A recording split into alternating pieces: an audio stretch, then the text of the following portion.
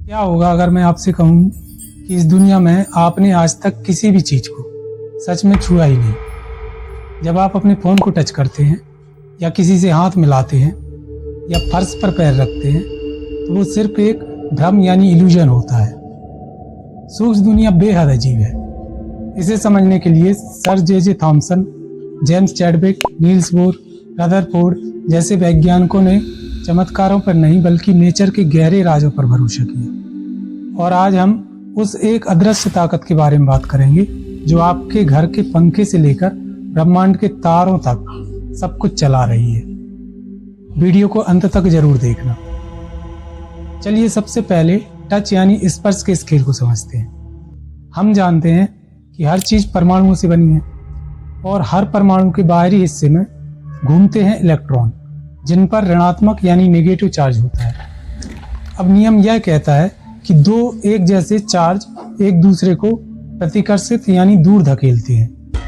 तो जब आप किसी चीज को छूते हैं तो आपकी उंगली के इलेक्ट्रॉन सामने वाली वस्तु के इलेक्ट्रॉन को इतनी ताकत से दूर धकेलते हैं कि उनके बीच कभी एक्चुअल कांटेक्ट होता ही नहीं है। जब आप कुर्सी पर बैठे हैं तो आप असल में कुर्सी को छू नहीं रहे हैं। आपके शरीर के इलेक्ट्रॉन और कुर्सी के इलेक्ट्रॉन एक दूसरे को धकेल रहे हैं, जिसकी वजह से आप कुर्सी से 1 एंगस्ट्रॉम ऊपर हवा में तैर रहे होते हैं। 1 एंगस्ट्रॉम मतलब 1 सेंटीमीटर का 10 करोड़वां हिस्सा। जिसे हमारा दिमाग स्पर्श समझता है वो वास्तव में 2 इलेक्ट्रॉनों के बीच की दुश्मनी या प्रतिकर्षण बल है।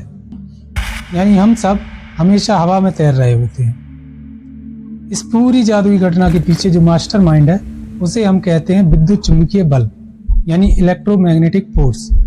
यह प्रकृति की 4 बुनियादी शक्तियों में से एक है। आप सोचेंगे कि गुरुत्वाकर्षण सबसे बड़ी ताकत है क्योंकि वो पूरी पृथ्वी को संभाले रखती है, लेकिन सच ये है कि इलेक्ट्रोमैग्नेटिक फोर्स गुरुत्वाकर्षण से कहीं ज्यादा शक्तिशाली है। गुरुत्वाकर्षण की तरह ये भी अनंत दूरी तक काम करता है, लेकिन यह केवल आवेशित यानी चार्ज वस्तुओं पर ही काम करता है।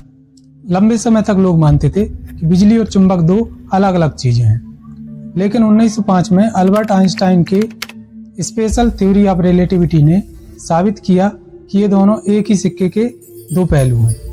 सीधा सा गणित है, रुका हुआ चार्ज विद्युत क्षेत्र बनाता है, लेकिन चुंबकीय बल केवल तब पैदा होता है जब चार्ज गति में हो।